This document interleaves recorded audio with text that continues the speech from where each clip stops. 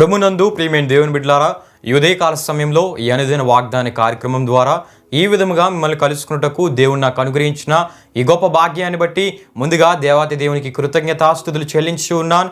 అదేవిధంగా ఈ అనుదిన వాగ్దాన కార్యక్రమాన్ని వీక్షించున్న ఆత్మీయులకు మీ అందరికీ ప్రభువైన యేసుక్రీస్తు నామములో శుభాభివందనాలు తెలియజేస్తూ ఉన్నాను. ప్రియమైన దేవుని బిడ్డలారా, మీ అందరి కొరకు మేము ప్రార్థిస్తూ ఉన్నాం.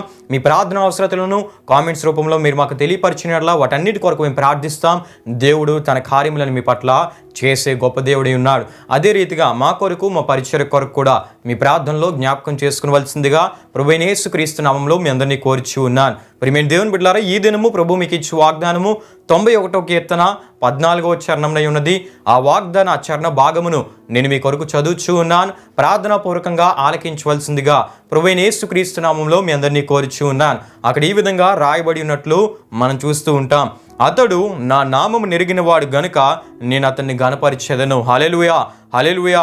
ప్రియమైన దేవుని బిడ్డలారా, ఈ కీర్తనను మోషే రాశాడని చాలామంది బైబిల్ పండితులైన వారు వారి అభిప్రాయాన్ని తెలియజేస్తూ ఉంటారు. ప్రియమైన దేవుని బిడ్డలారా, అయితే ఈ 91వ కీర్తనలో కనిపిస్తున్న గొప్ప దేవుని వాగ్దానాలు, దేవుని సంరక్షణ కింద ఎవరైతే నిలిచుంటారో వారికి మాత్రమే అని మనం తప్పక తెలుసుకోవాలి.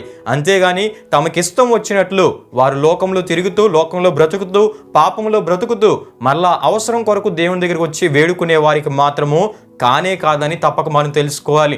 గనుకనే 91వ కీర్తన మొదటి చరణంలో మనం చూస్తే, మహోన్నతుని చాటున నివసించువాడే సర్వశక్తుని నీడను విశ్రమించువాడు అని మనం చూస్తూ ఉంటాం.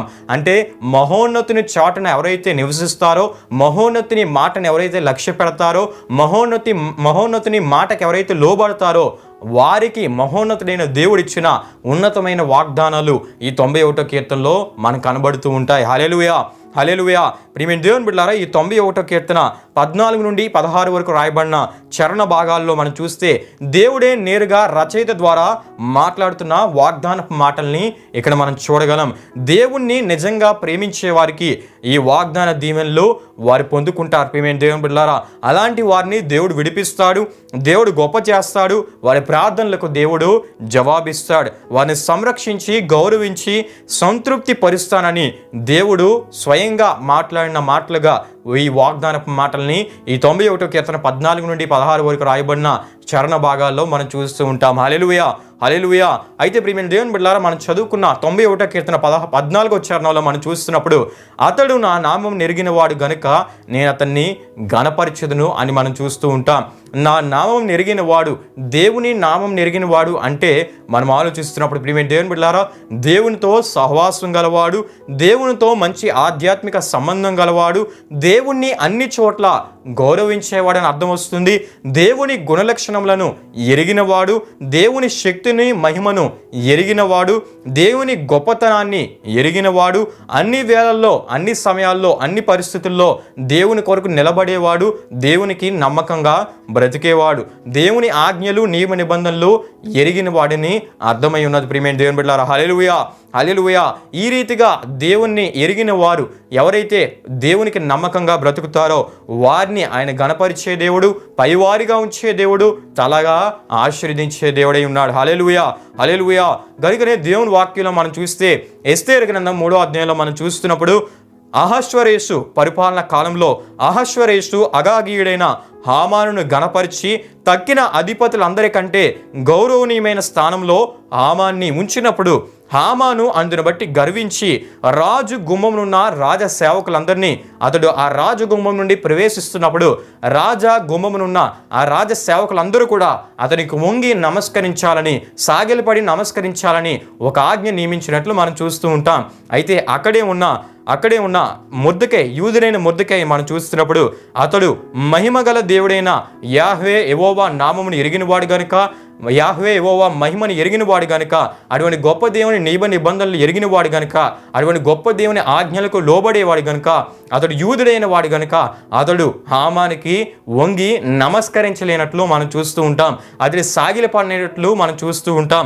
కారణం ఏంటంటే ప్రియమైన దేవుని బిడ్డలారా, దేవునికి తప్ప అతడు ఎవరికి సాగిలపడడు. ప్రియమైన దేవుని బిడ్డలారా, ఈ కారణాన్ని బట్టి హామాను అతని మీద కోపగించి అతని మీద ఆ కోపముతో ప్రియమైన దేవుని బిడ్డలారా యూదుడైన మొర్దెకైని అతని స్వజనులైన యూదులను సంహరించాలని ఆజ్ఞ జారీ చేసి రాజు ఉంగరము చేత ముద్రించి తాకీదులు సంస్థానాలన్నిటికీ పంపించినప్పటికీ దేవుడి కొరకు నిలబడిన దేవుని నామం ఎరిగిన వాడిగా దేవుని కొరకు నిలబడిన మొర్దెకైని ఎస్తేరును దేవుడు జ్ఞాపకం చేసుకొని వారికి ఎటువంటి హాని కలగకుండా దేవుడు వారిని తప్పించినట్లు మనం చూస్తూ ఉంటాం. హల్లెలూయా, హల్లెలూయా. అంతేకాకుండా దేవుని కొరకు నిలబడిన దేవుని నామం ఎరిగి దేవుని కొరకు బలంగా నిలబడిన యూదులైన మొర్దెకైని దేవుడు గౌరవింపజేసి అహష్వేరోషు పరిపాలన కాలంలో ప్రధానమంత్రిగా దేవుడు మొర్దెకైని హెచ్చించి గణపరిచినట్లు మనం చూస్తూ ఉంటాం. హల్లెలూయా, హల్లెలూయా.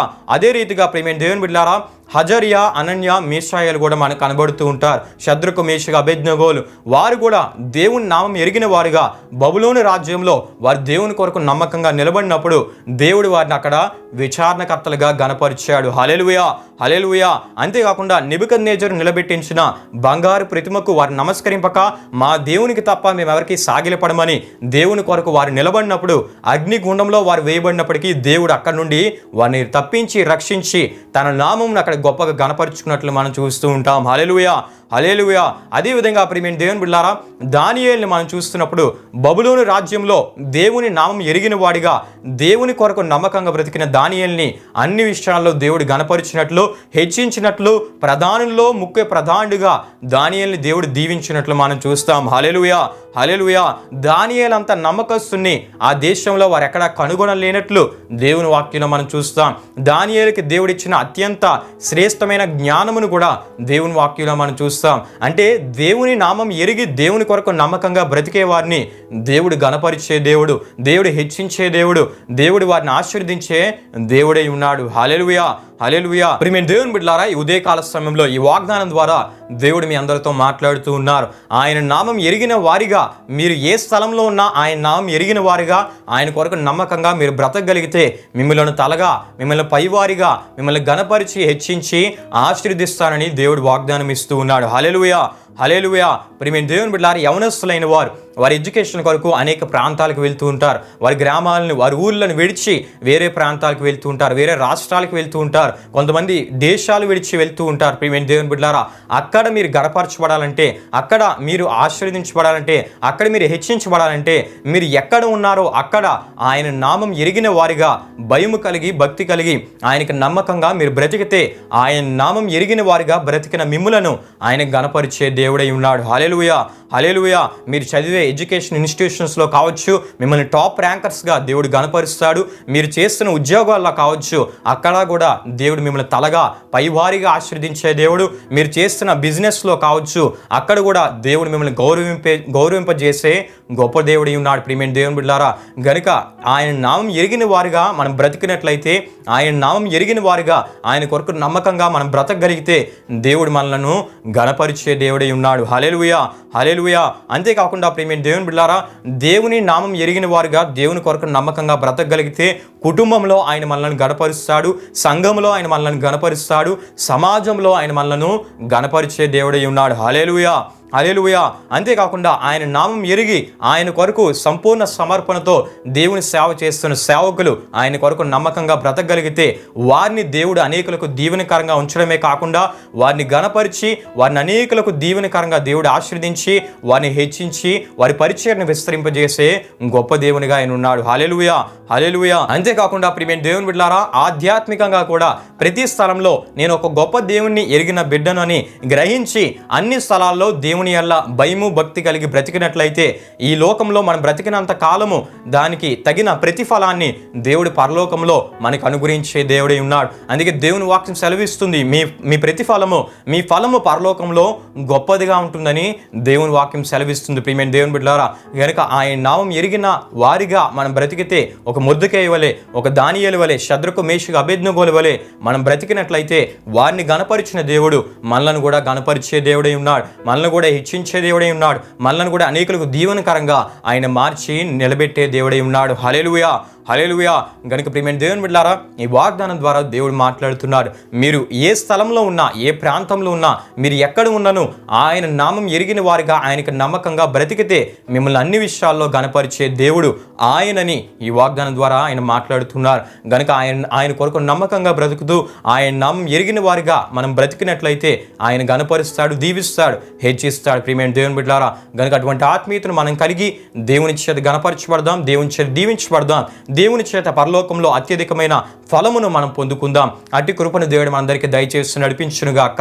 ఆమేన్. ప్రియమైన దేవుని బిడ్డలారా, ఈ వాగ్దాన కార్యక్రమాన్ని ముగింపు ప్రార్థనతో మనం ముగించుకుందాం, ప్రార్థన చేసుకుందాం. మహిమ స్వరూపైన మా ప్రభువా, జీవాధిపతి అయిన యేసయ్య, నీ ఘనమైన నామమునకు మహిమ ఘనత ప్రభావములు చెల్లిస్తున్నాం తండ్రి.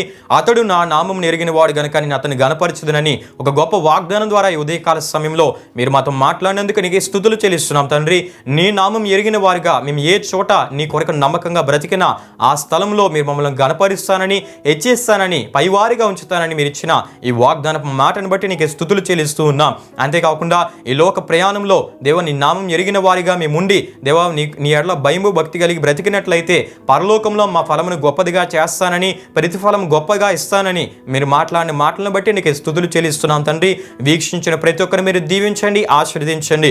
వారి ఈ దినము చేయబోతున్న ప్రయాణ మార్గాల్లో, వారు చేస్తున్న ప్రయత్నాల్లో మీరు తోడుగా నడిపించండి. నీ సన్నిధిని వారికి తోడుగా ఉంచి నడిపించండి తండ్రి. నీకు స్తుతులు చెల్లిస్తూ ఉన్నాం. వారి ఆరోగ్యాలు, వారి ఆయుష్లను మీరు దీవించండి. వారి తలపెట్టే ప్రతి కార్యంలో మీరు వారికి తోడుగా నడిపించి ప్రతి విషయంలో మీరే నడిపించమని వేడుకుంటున్నాం తండ్రి.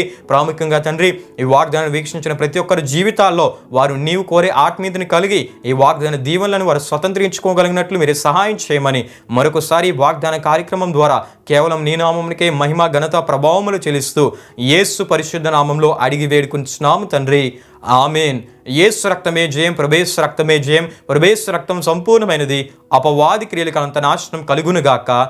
ఆమేన్. ప్రభు మిమ్మును మీ కుటుంబములను నూరంతులుగా ఆశీర్వదించునుగాక. ఆమేన్.